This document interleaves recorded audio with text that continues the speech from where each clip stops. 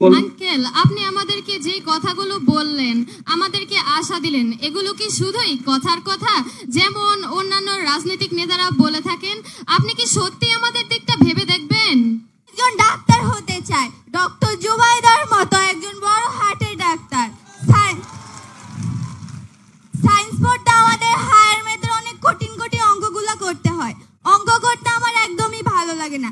আচ্ছা আঙ্কেল, ডাক্তারি করতে কি এত এত অঙ্কের কোনো দরকার আছে? আমাদের সিলেবাসগুলো কি একটু ভাবনা চিন্তা করে দেওয়া যায় না? কখনো সৃজনশীল শিক্ষা।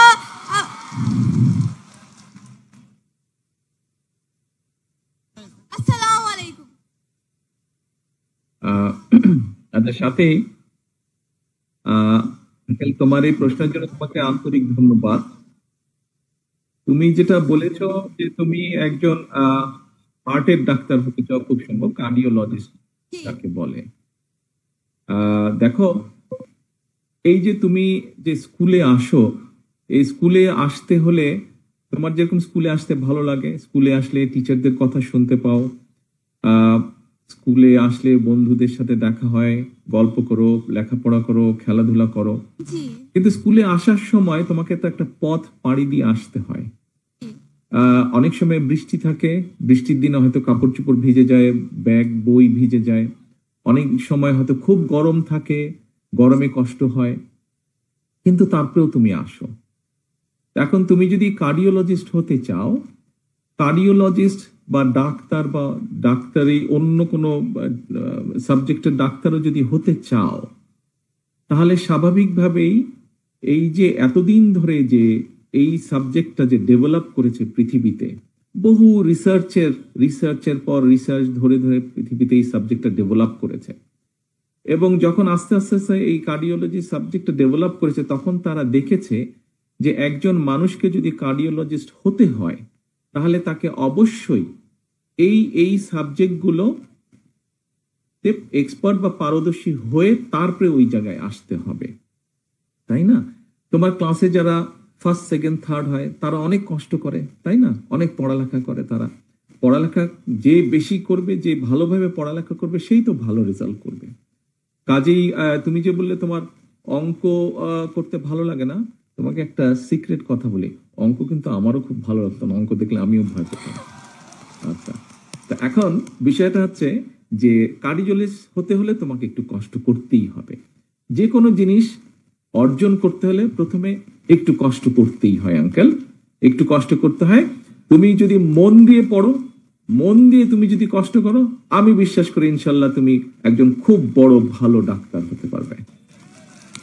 ধন্যবাদ আঙ্কেল, আপনাকে আপনার মতামত শুনে আমার অনেক ভালো লাগলো। ধন্যবাদ সাথীমণি। প্রশ্ন রাখবে সিদরাতুল মুনতাহা। আসসালামু আলাইকুম। ওয়ালাইকুম আসসালাম। আমার নাম সিদরাতুল মুনতাহা। আমি আসিয়াবাড়ি আদর্শ বিদ্যালয়ের ৮ম শ্রেণীর একজন ছাত্রী। আঙ্কেল, আপনি তো জানেন আমাদের বাংলাদেশে অনেক গ্রামাঞ্চলের বেশিরভাগ মানুষই অসচ্ছল। তাদের পরিবারে অসংখ্য মেধাবী ছাত্রছাত্রী রয়েছে। তারা তাদের সন্তানের উচ্চশিক্ষার খরচ বহন করতে পারছে না কিছু বাস্তবিক সমস্যার কারণে। এখন ওরা ওই মেধাবী ছাত্রগুলো তো অকালে ঝরে পড়ছে। ওদের অকালে ঝরে পড়া রোধে আপনার কি কোনো পরিকল্পনা রয়েছে? থ্যাংক ইউ মুনতাহা তোমার প্রশ্নের জন্য। দেখো মুনতাহা, তুমি যদি তোমার আব্বু আম্মুকে জিজ্ঞেস করো, ওনারা তোমাকে বলতে পারবেন যে 91 সালে যখন আমাদের দল বিএনপি রাষ্ট্র পরিচালনার দায়িত্ব পায়, তখন কিন্তু আমরা প্রাথমিক শিক্ষা আইন, যেটা প্রাথমিক শিক্ষা আইন, এটা আমরা প্রণয়ন করেছিলাম। এটা ছিল বাধ্যতামূলক। হ্যাঁ, এটা ছিল বাধ্যতামূলক। তো এখন বাধ্যতামূলক থাকার ফলে যেটা হয়েছিল যে আমরা ব্যবস্থাটা ওইভাবে করেছিলাম, বিশেষ করে মেয়েদের জন্য, যে ১০ম শ্রেণী পর্যন্ত মেয়েদের পড়ালেখাটা ফ্রি ছিল। ১০ম শ্রেণী পর্যন্ত মেয়েদের পড়ালেখাটা ফ্রি ছিল। পরবর্তীতে এটা ইন্টারমিডিয়েট পর্যন্ত করা হয়েছে। এটা গেল ১ নম্বর। এর বাইরে ১৯৯৩ সালে আমরা খাদ্যের বিনিময়ে শিক্ষা কর্মসূচি আমরা চালু করেছিলাম। তারপরে শিক্ষা উপবৃত্তি চালু করা হয়েছিল।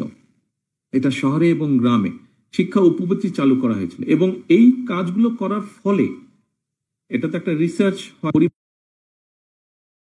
আমরা আগে একটা ডাটা ছিল যে স্কুলে ছেলেরা বেশি যেত, মেয়েরা কম যেত, কিন্তু যখন খালেদা জিয়া এই পরিকল্পনাগুলো গ্রহণ করলেন তারপর থেকে দেখা গেল যে ছেলে মেয়ে দুজনের স্কুলে যাওয়া সমান সমান হয়ে গেছে। কাজেই আমাদেরকে এই ধরনের কর্মসূচি আমরা আরো সামনে নিব। আমরা যেভাবে পরিকল্পনা গ্রহণ করছি এই ধরনের কর্মসূচিগুলো আমরা নিব, যাতে তুমি বা তোমার মতন যারা মেধাবী, আজকে এখানে যারা বৃত্তি পেয়েছে কম বেশি, তোমরা যারা মেধাবী আছো, এই মেধাবী স্টুডেন্টগুলো যাতে ঝরে না যায়। এবং সেই জন্য একটু আগে আমি নকিবকে যে বলেছিলাম ল্যাঙ্গুয়েজ এর কথা, ও যে আমাকে ও ভয় পাচ্ছে যে আরেকটা ল্যাঙ্গুয়েজ কি করে শিখবে। আমরা শুধু তোমাদেরকে ল্যাঙ্গুয়েজই শেখাতে চাই না। তুমি এই যে বললে যে কিভাবে উচ্চশিক্ষা যার যার সেই মেধা আছে সে এগিয়ে যাবে, কিন্তু বাকি অন্য যারা যতটুকু যেতে পারবে, কিন্তু বাকি সবার জন্য আমরা যেরকম ল্যাঙ্গুয়েজ শিখাবো, আমরা ভোকেশনাল ট্রেনিং দিব তাদেরকে, আমরা তাদেরকে স্পোর্টসে ভালো করার চেষ্টা করব, আমরা তাদেরকে যেই স্পোর্টসে ভালো সেইভাবে আমরা চেষ্টা করব তাদেরকে আর্ট বা কালচারে ভালো করার জন্য। কেউ হয়তো কোরআন আয়াত ভালো করে, কেউ হয়তো হাদিসে ভালো, কেউ হয়তো সুন্দর ড্রয়িং করতে পারে, কেউ হয়তো গান ভালো গাইতে পারে। কাজে যার যেটা কোয়ালিটি আমরা চেষ্টা করব ওইভাবে বাচ্চাটাকে সামনের দিকে যাতে এগিয়ে যেতে পারে সেই ব্যবস্থা আমরা গ্রহণ করব। আমরা চেষ্টা করছি পুরো পরিকল্পনা, আমি জানি না তুমি পুরো বিষয়টা বুঝতে পেরেছো কিনা। এখানে অনেক সিনিয়র মানুষজন আছেন, এলাকাবাসী আছেন এখানে, অনেকেই বুঝতে পেরেছেন। আমরা পুরো শিক্ষা ব্যবস্থাটাকে ওভাবে সাজানোর চেষ্টা করছি। তুমি কি আমার প্রশ্নের উত্তর বুঝতে পেরেছো মুনতাহা? জি, বুঝতে পেরেছি। আরেকটি প্রশ্ন ছিল। আরেকটি? জি বলো। আঙ্কেল, আপনি আমাদেরকে যে কথাগুলো বললেন, আমাদেরকে আশা দিলেন, এগুলো কি শুধুই কথার কথা যেমন অন্যান্য রাজনৈতিক নেতারা বলে থাকেন? আপনি কি সত্যি আমাদের দিকটা ভেবে দেখবেন? আচ্ছা মুনতাহা, দেখো আমি কিন্তু তোমার প্রথম যে প্রশ্নটা ছিল ওই প্রশ্নের উত্তরে কিন্তু আমি বলেছি যে এর আগে এই যে আমি বললাম শিক্ষা উপবৃত্তি, তারপরে ধরো এই যে মেয়েদের শিক্ষা ব্যবস্থা ফ্রি ক্লাস 10 পর্যন্ত, তারপরে 12 পর্যন্ত, এই কাজগুলো তো আমরা করেছি। তারপরে এই যে বাধ্যতামূলক প্রাথমিক শিক্ষা আইন যেটা, এই কাজগুলো তো আমরা করেছি আগে, তাই না? বিএনপি যখন এর আগে রাষ্ট্র পরিচালনার দায়িত্ব ছিল, তুমি হয়তো তখন হওনি, কিন্তু তোমার আব্বু আম্মু তখন ছিলেন। তুমি আব্বু আম্মুকে জিজ্ঞেস করলে জানতে পারবে, তোমার টিচারদেরকে জিজ্ঞেস করলে তুমি জানতে পারবে যে বিএনপি যখন আগে দেশ পরিচালনার দায়িত্বে ছিল তখন বিএনপি এই কাজগুলো করেছে। এটা গেল 1 নম্বর। কাজে আমরা করেছি কাজ, আমাদের রেকর্ড আছে বিএনপির অতীতে যে এই কাজগুলো করেছে শিক্ষার জন্য। সেই জন্যই মেয়েদের এনরোলমেন্ট বেড়েছে, মেয়েরা এগিয়ে গিয়েছে, ছেলেরাও যেমন এগিয়েছে মেয়েরাও সাথে সাথে এগিয়েছে। এই গেল একটা। আর দ্বিতীয় বিষয় হচ্ছে সামনে একটা নির্বাচন আছে। তুমি তোমার আব্বু আম্মুকে বলবে যে আঙ্কেলের সাথে আমার কথা হয়েছে, আঙ্কেল বলেছে, আঙ্কেলরা সরকার দায়িত্ব পেলে তারেক আঙ্কেলরা এইভাবে আমাদের শিক্ষার ব্যবস্থা করবে। তারপরে তোমার আব্বু আম্মুকে তুমি চেষ্টা করবে, তোমার চাচা চাচি সবাইকে তুমি চেষ্টা করবে কনভিন্স করার জন্য যাতে ধানের শীষে ভোট দেয়। আর যদি আমরা না করি তাহলে পরের বার তুমি আর আমাদেরকে ভোট দিও না, হয়ে গেল। একবার ট্রাই করো। জি, অসংখ্য ধন্যবাদ। ধন্যবাদ ভাইয়া। সাবরিনা ইলহাম।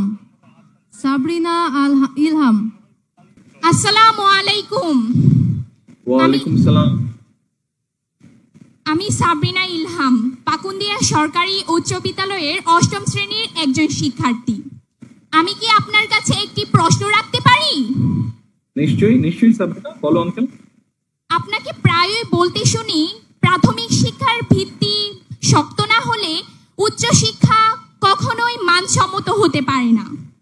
আমাদের গ্রামের বিদ্যালয়গুলো তো তেমন ভালো না, ভালো মেয়েদের জন্য ভালো টয়লেট নেই, আমাদের পানি কম খেতে হয়। তাছাড়া আমাদের মেয়েদের জন্য ভালো টয়লেট। বিএনপি সরকার পরিচালনার দায়িত্বে ছিল। স্কুল তৈরি করতে, আমরা অনেকগুলো স্কুল তৈরিও করেছিলাম, প্রাইমারি স্কুল এবং সেকেন্ডারি স্কুল, নতুন বিল্ডিং, যাতে ছাত্রছাত্রীদের সুবিধা হয়, শিক্ষক শিক্ষিকাদের যাতে সুবিধা হয়। এখন এখানে একটি বিষয় আছে, বিষয়টা হচ্ছে দেখো, তোমার নিজের যেই ঘরটি আছে, তুমি তো তোমার ঘরটিকে গুছিয়ে রাখো, তাই না? তুমি যেই বাসায় থাকো বা যেই ঘরে থাকো, তুমি কিন্তু, কারণ ওটা তোমার নিজের ঘর, তুমি এটাকে সুন্দর করে গুছিয়ে রাখো। ওটা যখন কোনো জায়গায় একটু ক্ষতিগ্রস্ত হয়, চেষ্টা করো সাথে সাথে যাতে ওটাকে ঠিক করে ফেলা যায়, যাতে ক্ষতির পরিমাণটা না বাড়ে। আমি মনে করি আমাদের প্রথমত হচ্ছে, তুমি যেই সমস্যাটার কথা বললে, এই যে স্কুলগুলো যেগুলো আছে, এগুলোকে যতটুকু কম খরচে সম্ভব আমাদেরকে এগুলোকে ঠিক করতে হবে প্রথমত, যাতে তোমরা ঠিকভাবে বসতে পারো, তোমরা অন্তত বসে যাতে ক্লাস করো। আমি মনে করি যে মোটামুটি রিপেয়ার করার মাধ্যমে যদি আমরা শুরু করতে পারি, তাহলে সবচেয়ে প্রথমে, এটার পাশাপাশি সবচেয়ে প্রথমে আমাদেরকে যে আমাদের যারা প্রাইমারি, বিশেষ করে প্রাইমারি স্কুলের শিক্ষক শিক্ষিকা যারা আছেন, এই শিক্ষক শিক্ষিকাদেরকে আমাদের দুটো বিষয় নজর দিতে হবে তাদের প্রতি। এক, ওনাদেরকে আমাদের ট্রেনিং দিতে হবে, ভালো করে আমাদের ট্রেনিং দিতে হবে, যাতে করে ওনারা, শিক্ষার্থী যারা আছে, তাদেরকে ভালোভাবে ওনারা শিক্ষাতে পড়াতে পারেন। এটা গেল প্রথম বিষয়। আমরা এরই ভিতরে পড়েছি যে আমাদের বাজেটের একটা বড় অংশ, অন্তত 4 থেকে 5% মিনিমাম আমরা অংশ, এখন বোধহয় 1.2% আছে টোটাল বাজেটের, এটাকে বাড়িয়ে আমরা শিক্ষাতে এটা ডাইভার্ট করতে চাই, বড় বাজেট। যার একটা বড় অংশ থাকবে, টিচার যারা আছেন, প্রাইমারি স্কুলের শিক্ষক শিক্ষিকা যারা আছেন, তাদেরকে একটা অর্থনৈতিক সাপোর্ট দেওয়া। তুমি বললে, আমি প্রায় বলি, আমি মনে করি যে প্রাইমারি স্কুলে যারা পড়ালেখা করে, এদের বুনিয়াদটাকে যদি আমরা শক্তিশালী করতে পারি, তাহলেই আমরা ভবিষ্যৎটাকে একটা শক্ত সুন্দর ভিত্তির উপরে তৈরি করতে পারবো আমরা। কারণ নর্মালি একটা বাচ্চা সাধারণত 5 বছর বয়সে যা যা কিছু শিখবে, সেটা তার মাথার মধ্যে একদম খোদাই হয়ে যায়। তো সেই জন্যই বাচ্চা থেকে তাদেরকে সামাজিক ভ্যালু বলো, তাদেরকে ভালো যে কোনো জিনিস বলে, এই সবগুলো আমরা চেষ্টা করবো প্রাইমারি স্কুল থেকে শেখাতে। একটি কথা আমি কাউকে আঘাত না করে বলতে চাই, বিশেষ করে প্রাইমারি স্কুলের বা স্কুল পর্যায়ে, সেকেন্ডারি স্কুল পর্যায়ে যারা শিক্ষক শিক্ষিকা আছেন, আমি কাউকেই আঘাত করতে চাই না। তবে নর্মালি আমাদের সমাজ ব্যবস্থায় আমরা একটি চিত্র দেখি, অনেক সময় আমরা দেখি যে ঠিক আছে, কেউ একজন চাকরি বাকরি পাচ্ছে না, গ্রাজুয়েশন পর চাকরি বাকরি পাচ্ছে না, প্রাইমারি স্কুলে জয়েন করে ফেলল। আমি মনে করি, ব্যক্তিগতভাবে আমি যেটা বিশ্বাস করি, যে প্রাইমারি স্কুল বা সেকেন্ডারি স্কুলে সেই সকল ব্যক্তিবর্গই শিক্ষক বা শিক্ষিকা হিসাবে দায়িত্ব পালন করবেন যারা ভালো মেধাবী। তোমরা যারা মেধাবী আছো, আজকে যারা এখানে পুরস্কার পেয়েছো, বৃত্তি পেয়েছো, তোমাদের মতন মেধাবীরা যখন আস্তে আস্তে আস্তে শিক্ষক হিসাবে দায়িত্ব পালন করা শুরু করবে, আমি বিশ্বাস করি ঠিক সেদিন থেকে আমাদের শিক্ষা ব্যবস্থা এবং আমাদের সামগ্রিকভাবে জাতি একটা শক্ত ভিত্তির উপরে আস্তে আস্তে দাঁড়াতে পারবে। আমি কি, আরেকটা তুমি বলেছো পানির ব্যবহার, তাই না? তোমার প্রশ্নের একটা অংশ ছিল বোধহয় পানির সমস্যা। ইয়েস, তোমার নামটা কি বলেছিলে? সাবরিনা ইলহাম।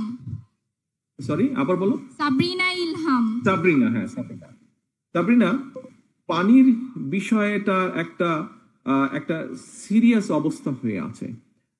এখানে অনেক মুরব্বী আছেন, আমার চেয়েও বয়সে অনেকে বড় আছেন, আমাদের বয়সী আছেন, আমরা দেখেছি তখন, বা বিশেষ করে মুরব্বী যারা, আমাদেরও যারা মুরব্বী আছে, তুমি তোমার দাদা দাদি নানা নানি যদি ওনারা বেঁচে থাকেন, ওনাদের কাছ থেকে জিজ্ঞেস করবে যে শহীদ রাষ্ট্রপতি জিয়াউর রহমানের সময় একটি পরিকল্পনা গ্রহণ করা হয়েছিল, কর্মসূচি গ্রহণ করা হয়েছিল, খাল খনন কর্মসূচি।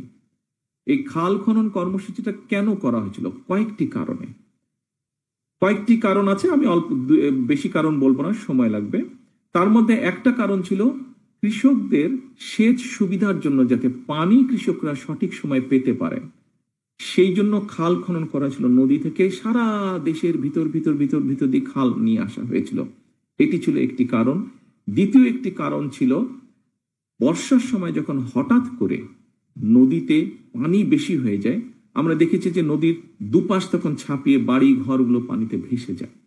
আমাদের যদি খালগুলো খনন করা থাকে তাহলে বাড়তি পানিটা খালে চলে যাবে বর্ষার সময় এবং সেখানে থাকবে। সেই পানিটা সেটি সেচ সুবিধার জন্য হোক, সেটি খালের দুই পাশে যে সকল মানুষ বসবাস করেন তাদের নিজস্ব ব্যবহারের জন্য হোক, সেই পানিগুলো আমরা ব্যবহার করতে পারবো। আমাদের খাল খনন করাটা সেই জন্য অত্যন্ত জরুরি। আরেকটি কারণে আমাদের খাল খননটা জরুরি, এই যে তুমি বললে পানির ব্যবহার, তোমার কি ধারণা আছে সাধারণত একজন মানুষের সারা দিনে খাওয়া দাওয়া গোসল টোসল সবকিছু মিলিয়ে পানি খাওয়া থেকে শুরু করে কত লিটার পানি লাগে তোমার ধারণা আছে? জি না। অন এন এভারেজ 100 লিটার পানি লাগে। 100 লিটার পানি লাগে একজন মানুষের মোটামুটি প্রতিদিন, স্বাভাবিকভাবে কম বেশি যদি ব্যবহার করে, অনেকে বেশিও ব্যবহার করে সেটা অন্য বিষয়। তুমি খেয়াল করে দেখবে, নিশ্চয়ই তোমাদের ধারণা আছে, এখানে অনেকেরই নিশ্চয়ই ধারণা আছে, বাংলাদেশে এই যে তুমি পানি বললে পানি ঠিকভাবে পাও না তোমরা স্কুলগুলোতে, শুধু স্কুলগুলোতে নয়, আমরা যদি দেখি যে কোনো ওয়াটার বডি থেকে, অর্থাৎ সেটি খাল হোক, নদী হোক, পুকুর হোক, দিঘি হোক, যে সকল মানুষ এই ওয়াটার বডি থেকে দূরে থাকে তাদের দেখবে একটি সমস্যা হয়, বিভিন্ন রকম স্কিন ডিজিজ হয়, তাদের চর্ম সংক্রান্ত অসুখ হয়। কেন? কারণ ঠিকভাবে তারা গোসল, হাত মুখ ধোয়া এইগুলো তাদের পক্ষে করা সম্ভব হয় না। কাজে আমরা যদি, তুমি যে স্কুলে পানি পাচ্ছ না, কৃষকদের পানির সুবিধা, বন্যার বিষয়টা, তারপরে এই যে আমি বললাম সমস্যা আরেকটি, যারা দূরে থাকে তারাও পানি পাচ্ছে না, আমাদের যদি এই সবগুলো বিষয় চিন্তা করতে হয়। আরেকটি বিষয় হচ্ছে খুব গুরুত্বপূর্ণ, সেটা হচ্ছে নদীতে পানি যেহেতু কমে গিয়েছে বিভিন্ন কারণে, খালগুলো ভরাট হয়ে গিয়েছে, পানি কমে গিয়েছে খালগুলোতে, বা নাই, একদম শুকনো ড্রাই হয়ে গেছে খালগুলো। তার ফলে যেটা হচ্ছে আমরা ডিপ টিউবওয়েল ব্যবহার করছি দেশের বিভিন্ন জায়গায়। তুমি নিশ্চয়ই দেখেছো, তোমার এলাকাতে বহু ডিপ টিউবওয়েল। এই ডিপ টিউবওয়েল থেকে গভীর থেকে পানি উঠানোর ফলে হচ্ছে কি আমাদের আন্ডারগ্রাউন্ড ওয়াটার লেভেল অনেক নিচে নেমে যাচ্ছে। এটা একটা ডেঞ্জারাস বিষয় হচ্ছে আমাদের জন্য। এবং এইভাবে যদি পানি কমতে থাকে, হয়তো দেখা যাবে 20-30 বছর পরে পানি নিয়ে রীতিমতো যুদ্ধ হচ্ছে দেশের মধ্যে, মানুষের যুদ্ধ হচ্ছে। কাজে আমরা এই সার্বিক বিষয় যদি চিন্তা করি, আমরা যেটি ঠিক করেছি, আমাদের দলের মধ্যে যেটি আমরা আলোচনা করে সিদ্ধান্ত নিয়েছি, এই সমস্যাগুলোর যদি কম বেশি আমাদেরকে সমাধান করতে হয়, আমাদেরকে সেই 1979 সালে শহীদ রাষ্ট্রপতি জিয়াউর রহমান যে খাল খনন কর্মসূচি শুরু করেছিলেন, আমাদেরকে আবার খাল খনন কর্মসূচি শুরু করতে হবে। আমাদের খালগুলোতে পানি কেটে পানি নিয়ে আসতে হবে, আমাদের নদীগুলোতে পানি নিয়ে আসতে হবে।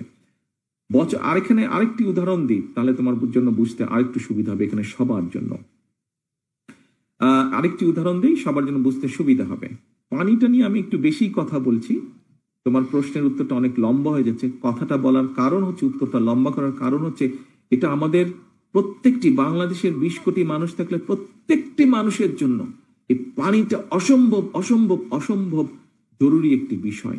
পানির অপর নাম জীবন, নিশ্চয়ই তুমি বইয়ের পাতায় পড়েছো, এটা লেখা আছে, পানির অপর নাম জীবন। তো এখন আমাদেরকে, তোমাকে একটা উদাহরণ দেই। গত বছর খানেক আগে তোমার নিশ্চয়ই মনে আছে, আমাদের নোয়াখালী অঞ্চলে, নোয়াখালী, লক্ষ্মীপুর, ফেনী, বিরাট অঞ্চলটা নিয়ে একটা হঠাৎ করে একটা বন্যা হয়েছিল, মনে আছে? বন্যা মনে আছে। হ্যাঁ, আচ্ছা আচ্ছা, ওই পাশটা আনমিউট করতে হবে, সাবরিনার কথা আমি শুনতে পাচ্ছি না। হ্যাঁ সাবরিনা, কি বলছো? মনে আছে তোমার? জি মনে আছে। আচ্ছা, এখন সবাইকে আমি বলি, একটু মন দিয়ে সবাই শোনেন। এই যে নোয়াখালী, লক্ষ্মীপুর, ফেনী, এই এলাকায় বন্যা হয়েছিল, মনে করেন একটা পুকুর, যেই পুকুরটার মধ্যেখানে দাঁড়িয়ে যেদিকেই আমরা যাব 50 মাইল, আমরা একদম পুকুরটার মধ্যেখানে যদি দাঁড়াই এবং যে কোনো দিকে যদি যাই 50 মাইল, তাহলে চিন্তা করেন তো পুকুরটা কি বিরাট। এবং ওই পুকুরটার গভীরতা যদি, এভারেজ গভীরতা যদি 7 ফিট হয়, তাহলে কি পরিমাণ পানি ওখানে জমা হবে, বুঝতে পারছো? চিন্তা করে দেখো তো, একটা পুকুর 50 স্কোয়ার মাইল তার, এবং গভীরতা, এভারেজ গভীরতা 7 ফিট, তাহলে কত পানি। কিন্তু আমরা কি দেখলাম, 2 সপ্তাহের মতন পানিটা ওখানে ছিল, তারপরে পানিটা চলে গেল, সমুদ্রে মিশে গেল, পানিটা চলে গেল। তার মানে এই পানিটা যেমন যখন আসলো, মানুষ ক্ষতিগ্রস্ত হলো, ঘর বাড়ি নষ্ট হলো, মানুষের জীবন নষ্ট হলো, ফসল নষ্ট হলো, গবাদি পশু নষ্ট হলো, আবার কি হলো, পানিটা চলে গেল, আমরা পানিটাকে কোনো কাজে লাগাতে পারলাম না, ব্যবহার করতে পারলাম না, না মানুষের জন্য, না কৃষির জন্য, না গবাদি পশু কিছুর জন্য ব্যবহার করতে পারলাম না। সেজন্যই আমরা যদি খালগুলোকে খনন করি, আমরা যদি নদীগুলোকে খনন করতে পারি, তাহলে এই পানিটাকে আমরা আমাদের নিজের দৈনন্দিন ব্যবহার বলো, আমাদের কৃষিকাজ বলো, আমাদের গবাদি পশু বলো, সবকিছুর জন্য আমরা ব্যবহার করতে পারবো। আরেকটি বিষয় হবে, পানিগুলো আস্তে আস্তে আন্ডারগ্রাউন্ড ওয়াটার যে নেমে গেছে, এই আন্ডারগ্রাউন্ড ওয়াটারটা আবার রিচার্জ হবে। তার ফলে যেটা হবে যে আমাদের একটা সমস্যা আছে, ওই যে নিচে থেকে কেমিক্যাল উঠে আসে, এটা ভুলে গেলাম, কি বলে এটাকে, আর্সেনিক, তুমি বলতে পারবে? Arsenic, arsenic, right, you are very good, very good. আর্সেনিকের যে সমস্যা, আমরা বৃষ্টির পানি বা ন্যাচারাল পানি দিয়ে যত আস্তে আস্তে মাটির ভিতরে আমরা পাঠাতে পারবো, পানিটা রিচার্জ করতে পারবো, আর্সেনিকের সমস্যাটা আমাদের কমে আসবে। তার মানে পানির সমস্যাটা তুমি যে স্কুলে শুধু পাচ্ছ না, কম পাচ্ছ, ঠিকভাবে ব্যবহার করতে শুধু তোমার একার না, চিন্তা করো পানিটা কত ভাবে আমাদের প্রয়োজন। জি সাবরিনা, তোমার উত্তর পেয়েছো? জি জি, অসংখ্য ধন্যবাদ আপনাকে। আপনার উত্তর আমার খুবই ভালো লেগেছে এবং আপনার উত্তরটাও খুবই সুন্দর ছিল। অসংখ্য ধন্যবাদ। আমাদেরকে ধন্যবাদ ভাইয়া। খাল খনন করতে হবে, আমাদেরকে নদী খনন করতে হবে, করতেই হবে, আমাদেরকে সবার জন্য এটা করতে হবে। আসসালামু আলাইকুম। ধন্যবাদ সাবরিনা। এ পর্যায়ে প্রশ্ন রাখবে আমিনুল ইসলাম নকিব এবং পরবর্তীতে প্রস্তুত থাকবেন সিদরাতুল মুনতাহা। এখন প্রশ্ন রাখবে আমিনুল ইসলাম নকিব। নকিব, তুমি তোমার প্রশ্নটা। আসসালামু আলাইকুম। ওয়ালাইকুম আসসালাম মিস্টার নকিব, আমি ভালো আছো? জি ভালো আছি, আচ্ছা, আপনি কেমন আছেন? আলহামদুলিল্লাহ, আমি ভালো আছি। আমি হামিমুল ইসলাম নকিব, পাখুন্দিয়া উপজেলার হুসেন্দি উচ্চ বিদ্যালয়ের 9ম শ্রেণীর বিজ্ঞান বিভাগের একজন ছাত্র। আঙ্কেল, আমি আপনাকে একটি প্রশ্ন করতে চাই। আঙ্কেল, নিশ্চয়ই বলো। আপনার মুখে আপনি বলেছেন, এরকম আমি অনেকবার কথা শুনেছি যে বাংলা ইংরেজি এর পাশাপাশি আরবি আরবি আরবি জাপান জার্মান, জাপানি, ফ্রান্স, স্প্যানিশ, এই ভাষাগুলোর মধ্যে যে কোনো একটি অথবা দুটি ভাষাকে আবশ্যক করবেন। এই বিষয়ে আপনার ভবিষ্যৎ পরিকল্পনা কি, এবং আমরা কি তা এত পড়াশোনার মধ্যে চালিয়ে যেতে পারবো? আচ্ছা নকিব, তুমি ক্লাস 9-এ পড়ো, রাইট? জি তুমি ক্লাস 9-এ পড়ো? জি। আচ্ছা আচ্ছা, ওই পাশে যারা এই জুম সিস্টেমটা কন্ট্রোল করছেন, দয়া করে আনমিউট রাখেন, তাহলে আমি নকিবের কথাগুলো শুনতে পাবো। আপনারা বারে বারে মিউট করে দিচ্ছেন, আনমিউট করেন। কিশোরগঞ্জ, জুমটাকে আনমিউট করেন। আমি নকিবের কথা, হ্যাঁ এখন ঠিক আছে। আচ্ছা নকিব, তুমি আমাকে বলো তো, তুমি তো এখন বাংলা বলতে পারো, রাইট? জি আচ্ছা, ইংরেজি বলতে পারো, রাইট? জি। আচ্ছা, এখন ধরো তুমি জাপানিজ ভাষাও বলতে পারো। জি। ধরো, আমরা ধরে নিচ্ছি তুমি জি। জাপানিজ ভাষা বলতে পারো, জাপানি ভাষা বলতে পারো। এখন জাপানি ভাষা তুমি যদি বলতে পারো, তুমি আমাকে বলো তো তোমার কি কি লাভ হতে পারে? ধরেন আমার তুমি দেশ, দুটো বিদেশি ভাষা পারো, একটা ইংরেজি একটা জাপানি। বাংলা ভাষা তো মাতৃভাষা, তুমি পারোই। আমার এখন অর্থ, এর বাইরে আমার তুমি যদি দুটো ভাষা পারো, বিদেশি ভাষা, তাহলে কি লাভ হবে তোমার, বলো তো? আমার দেশের অর্থনৈতিক উন্নতি এবং ব্যবসা রপ্তানির দিক দিয়ে আমার দেশের উন্নতি ঘটবে। কারণ আমি যখন জাপানি ভাষা করতে পারবো, তখন বিদেশের কোনো ব্যবসায়ীর সাথে রপ্তানি অথবা আমদানির জন্য আমি তাদের সাথে কথা বলতে পারবো এবং তাদের সাথে কোনো কন্ট্রাক্টে জয়েন হতে পারবো। Yes, very good. তোমার উত্তরটা খুব সুন্দর হয়েছে। আমরা চাচ্ছি তোমার মতন সারা বাংলাদেশে যত এরকম দেশে যারা নিজেদেরকে প্রতিষ্ঠিত করতে পারবে, আমরা সেই হিসাবটা বের করার চেষ্টা করছি। তার মধ্যে ধরো অস্ট্রেলিয়া আছে, তার মধ্যে ধরো মিডল স্টেট দেশগুলো আছে, তার মধ্যে ধরো ইউরোপের ইটালি আছে, জার্মান আছে, তার মধ্যে ধরো চায়না আছে, ম্যান্ডারিন ল্যাঙ্গুয়েজ আছে। এরকম অনেকগুলো দেশ আছে যেখানে প্রচুর একটা সম্ভাবনা আস্তে আস্তে তৈরি হচ্ছে।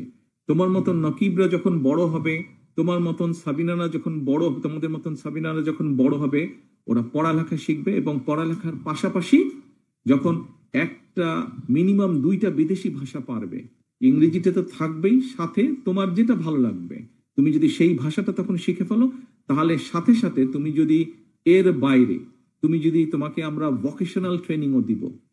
আমরা পরিকল্পনা করছি যে কিভাবে স্কুল লেভেল ক্লাস 8-9 থেকে আমরা ভোকেশনাল শুরু করতে পারি, ক্লাস 12 এর মধ্যে এটা আমরা শেষ করতে পারি। তাহলে তুমি যদি 12 এর পরে আর পড়তে না চাও বা ডিগ্রি পরে পড়তে না চাও, তাহলে সাথে সাথে তুমি বিদেশে যেতে পারবে যে কোনো একটা চাকরি নিয়ে, যে কোনো একটা কাজ তুমি শুরু করতে পারবা, তোমাকে পিছনে কারো দিকে তাকাতে হবে না। এটাই হচ্ছে আমাদের লক্ষ্য। আমাদের লক্ষ্য হচ্ছে এটাই, অর্থাৎ তোমাকে আমরা সেইভাবেই মানুষ করে তুলতে চাই। সরকার তোমাকে তোমাকে সেভাবেই বড় করে গড়ে তুলতে চায়, তুমি নিজের পায়ে দাঁড়াতে পারবে যাতে করে। আঙ্কেল, একটা ভাষা শিখতে হলে বেসিক থেকে শিখতে হয়, যেমন ইংলিশ শিখলে বেসিক থেকে 1 থেকে শিখতে হয়। কিন্তু তো আমরা এত পড়ার মধ্যে কোন ভাষাটা শিখবো, অনেক সাবজেক্ট হয়ে যায়, অনেক কঠিন হয়ে যায়, তাহলে আমরা কেমনে পড়বো? ওই যে একটু আগে বললাম, এটাকে সাথীর প্রশ্ন ছিল। সাথী আমাকে মনে হয় প্রশ্ন করেছিল যে তোমার পাশেই তো বসে আছে বোধহয় সাথী, না? প্রশ্ন করেছিল যে কিভাবে ডাক্তার হবে। এখন তোমাকে যখন একটা বড় কিছু তুমি যখন অ্যাচিভ করতে চাও, অর্জন করতে চাও, তাহলে একটু তো কষ্ট করতেই হবে। ভয় পেলে তো চলবে না, একটু তো কষ্ট করতেই হবে। তুমি এখন বাংলা পড়ছো, ভূগোল পড়ছো, হাদিস পড়ছো, অন্যান্য সাবজেক্ট যেরকম পড়ছো, ঠিক একইভাবে ওই অন্য বিদেশি ভাষাটাও তুমি পড়বে। আজকে যদি তুমি একটু কষ্ট করো, আগামীকাল ইনশাল্লাহ তুমি ওটা সুফল পাবে। আপনার মতামতটি আমার অত্যন্ত ভালো লেগেছে, ধন্যবাদ। আসসালামু আলাইকুম। তুমি কি খেলো? তুমি কোন খেলা, ফুটবল খেলো না কি খেলো? আমি সাধারণত খেলা করি না, তাও ফুটবলকে ভালোবাসি বেশি। আচ্ছা, ফুটবল তো খেলো, মাঝে তো খেলো। জি। তো যখন খেলো কষ্ট হয় না? জি। যাও না দৌড়াতে, কিন্তু তারপরে যখন গোলটা দিয়ে ফেলো তখন ভালো লাগে না? জি। যখন গোল দিয়ে ফেলো তখন ভালো লাগে না? যদি গোল দিয়ে ফেলো অথবা তোমরা টিমরা যদি গোল দিয়ে ফেলে তোমার টিম, তখন ভালো লাগে না? অন্যরকম একটা আনন্দ লাগে। ইয়েস, ওটাই এরকম। তুমি যখন ভাষা একটা শিখে ফেলবে, তারপরে তুমি যখন ওই ভাষা দিয়ে ওই দেশে চাকরি করতে অথবা ব্যবসা বাণিজ্য করতে পারবে, তখন দেখবে যে না, আমি তো তারেক আঙ্কেলকে বলেছিলাম ভয় কিন্তু এখন তো দেখলাম তারেক আঙ্কেল যেটা বললো সেটাই তো ঠিক। একটু কষ্ট করেছি কিন্তু আজকে তো আমি ভালো ফল পাচ্ছি। একদিন তুমি আমাকে থ্যাংক ইউ। জি, আসসালামু আলাইকুম। ধন্যবাদ আপনাকে। ধন্যবাদ। এ পর্যায়ে প্রশ্ন রাখবে ইফরাদ হাসান এবং পরবর্তীতে প্রস্তুত থাকবে ফারজানা আক্তার নওরিন।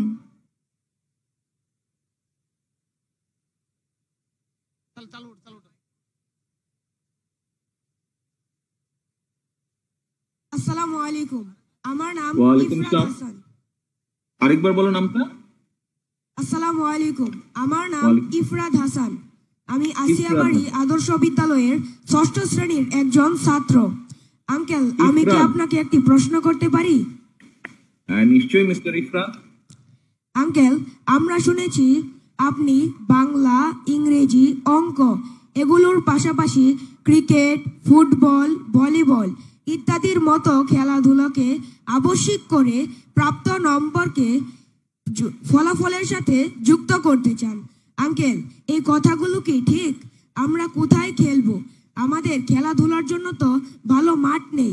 তাছাড়া এত পড়ার চাপের মধ্যে আমরা সময়টা কিভাবে পাবো? ইফরাদ, তোমাকে ধন্যবাদ তোমার প্রশ্নের জন্য। তুমি কেমন আছো আগে বলো। আঙ্কেল, আমি ভালো আছি, আপনি কেমন আছেন? আলহামদুলিল্লাহ, আমি ভালো আছি। তোমার আব্বু আম্মু ভালো আছেন? জি আঙ্কেল। আচ্ছা, আসো এবার তুমি যে প্রশ্ন করলে, তুমি যেটা প্রশ্ন করেছো যে এই যে বিভিন্ন খেলাধুলা, এর মধ্যে তুমি কোনটা খেলো? আমি মূলত বেশিরভাগ সময় ফুটবল খেলে থাকি। ফুটবল খেলে থাকো, তার মানে তোমার ফুটবল খেলতে ভালো লাগে? জি। আচ্ছা, তুমি যখন মাথার মধ্যে চিন্তা আসে যে আমি এখন ফুটবল খেলতে যাব, তাহলে তুমি নিশ্চয়ই একটা প্ল্যান করো যে ঠিক আছে, আমার এই পড়ালেখা আছে, এই কাজগুলো আছে, এই হোমওয়ার্ক আছে, তাহলে ফুটবল বিকেলে খেলতে যাবো, তার আগে আমি হোমওয়ার্কটা শেষ করি, তার আগে আমি পড়াটা শেষ করি, করো না? জি। এভাবেই তো করো। জি জি। তাই তো? হ্যাঁ। তাহলে তো তুমি ফুটবল খেলার টাইম বের করেই ফেলছো। তুমি হ্যাঁ, তোমার যে ফুটবল খেলার টাইম সেটা তুমি বের করেই ফেলছো। আচ্ছা, আমি মনে করি আমি একসময় তোমার মতন ছোট ছিলাম, কোনো না কোনো একটা স্পোর্টস আমাদের সবারই ভালো লাগে। তুমি ফুটবল খেলো, তোমার মতন ইফরাদ যারা আছে, তোমার মতন ইফরাত যারা আছে, যারা ফুটবল খেলে, ফুটবলে যারা ভালো, এনি পজিশনে ফুটবলে যারা ভালো, আমাদের একটা চেষ্টা থাকবে তোমার মতন এরকম ইফরাতদেরকে পিক করে না, বের করে না, যাতে তোমরা একসময় জাতীয় পর্যায়ে অথবা ইন্টারন্যাশনাল পর্যায়ে যাতে তোমরা খেলতে পারো। এখন তুমি বলছো যে সবাই কি ফুটবল খেলবে? না, সবাই ফুটবল খেলবে না। তোমার কাছে ফুটবল খেলতে ভালো লাগে, তুমি ফুটবল খেলো। তোমার পাশে যে তোমার বন্ধুটা আছে তার হয়তো ক্রিকেট খেলতে ভালো লাগে, সে ক্রিকেট খেলবে। তোমার পেছনে যে বন্ধুটা আছে তার হয়তো ভলিবল খেলতে ভালো লাগে। আমরা যেটা করার চেষ্টা করছি, আমরা যেটা পরিকল্পনা করছি, সেটা হচ্ছে যে এখন তো তুমি ফুটবলটা তোমার মতন করে খেলছো, আমরা সরকার থেকে ব্যবস্থা করব। ফুল পরিকল্পনা আমরা এখনো কমপ্লিট করিনি, আমরা কাজ করছি ওটার উপরে। আমাদের স্পেশালাইজড লোকজন ওটার উপরে কাজ করছে। আমরা মোটামুটি উপজেলা পর্যায় পর্যন্ত একজন করে ভালো ধরো ফুটবলের একজন কোচ আমরা দিব, যারা তোমার মতন ইফরাতদেরকে বের করে নিয়ে এসে ভালো ট্রেনিং দিবে। এবং এই খেলাটা আমরা, এই খেলাধুলার যে সাবজেক্টটা, এটাকে আমরা মেইন সাবজেক্টের ভিতরে নিয়ে আসবো। অর্থাৎ তোমাকে এই খেলাধুলাটায় ভালো করতে হবে, 5 নম্বর পেতে হবে তোমাকে। এটা আর খেলাধুলার মতন থাকবে না। তুমি যেরকম রিলিজিয়াস বিষয় পড়ছো, তুমি যেরকম অঙ্ক করছো, তুমি যেরকম বাংলা করছো, তুমি যেরকম ভূগোল পড়ছো, খেলাধুলার সাবজেক্টটাকেও আমরা নাম্বারের মধ্যে নিয়ে আসবো। অর্থাৎ তোমাকে মিনিমাম এত নাম্বার পেতে হবে। কাজেই তখন ওটা শুধু আর খেলাধুলা থাকবে না, ওটা তোমার অনুযায়ী তখন পড়ালেখা করো। পড়ালেখা একটা সাবজেক্ট, খেলাধুলাটাকে আমরা একটা সাবজেক্ট করব। এমনও তো হতে পারে ইফরাত, তুমি একদিন কোনো ইন্টারন্যাশনাল, আজকে তুমি ইফরাত, এখানে ছোট্ট ইফরাত একদিন বিরাট বড় ফুটবল প্লেয়ার হয়ে যাবে, পেলের মতন তুমি, এমনও তো হতে পারে, তাই না? আশা করতে দোষ কোথায়? চিন্তা করতে দোষ কোথায়? চিন্তা থাকলে, আশা থাকলেই তো আমরা প্ল্যান করব, তাই না? তোমার মতন এরকম ইফরাত অনেক আছে যারা অনেক ভালো খেলবে, কেউ ক্রিকেটে, কেউ ফুটবলে, কেউ হকিতে, কেউ ভলিবলে, কেউ সুইমিং এ, কেউ শুটিং এ। অনেক ইফরাত আমরা এরকম তৈরি করব সারা বাংলাদেশে। সেটি অলিম্পিক হোক, সাফ গেমস হোক, যে কোনো ইন্টারন্যাশনাল গেম হোক, আমরা দেশের জন্য সম্মান বয়ে নিয়ে আসবো। আমরা যেমন দেশে ডাক্তার তৈরি করব, আমরা যেরকম দেশে ইঞ্জিনিয়ার তৈরি করব, আমরা দেশে যেরকম ভালো টিচার তৈরি করব, আমরা যেরকম ভালো দেশে সায়েন্টিস্ট তৈরি করব, আমরা ওরকম দেশে ভালো প্লেয়ার তৈরি করব। আজকে দেখো বাংলাদেশে অনেক ক্রিকেট প্লেয়ার আছে যারা পৃথিবীতে অনেক নাম করেছে, বাংলাদেশকে একটা সুনামের জায়গায় নিয়ে গেছে। তাদের নাম দিয়ে অনেকে বাংলাদেশকে চিনে। এমনও তো হতে পারে একদিন ইফরাত একজন ভালো স্ট্রাইকার হবে ফুটবলে, ওয়ার্ল্ড ফেমাস স্ট্রাইকার হতে পারো তুমি। তোমাকে দিয়ে বাংলাদেশকে চিনবে মানুষ, পৃথিবীর মানুষ। হতে তো পারে, হতে পারে না? কি মনে করো তুমি ইফরাত, হতে পারে? জি, আমি মনে করি এটা অবশ্যই হতে পারে। অবশ্যই হতে পারে। এবার এইখানে ইফরাদের যারা সহপাঠীরা আছে, যারা স্কুলের সহপাঠীরা আছে, সহ যারা আছেন, আপনারা কি সবাই আত্মবিশ্বাসী যে ইফরাত এর মতন আরো ইফরাত যারা আছে, কেউ না কেউ একজন আন্তর্জাতিক পর্যায়ে খেলতে পারে, এরকম আমরা কি এরকম খেলোয়াড় তৈরি করতে পারবো? এই আত্মবিশ্বাস আছে আমাদের? কি ভাইরা হাত তুলেন না যদি আত্মবিশ্বাস থাকে। দেশকে সামনে নিতে হবে তো। ইয়েস, এই দেখো ইফরাত, কতজন তোমার সাথে আছে, কতজন তোমার পিছনে আছে। কাজেই পড়ালেখায় যেমন ভালো হতে হবে, খেলাধুলাতে আমাদেরকে ভালো হতে হবে। ধন্যবাদ আঙ্কেল। ধন্যবাদ আপনাকে, অসংখ্য ধন্যবাদ। তোমাকে অসংখ্য ধন্যবাদ। এবার সর্বশেষ প্রশ্ন করবে ফারজানা আক্তার নওরিন।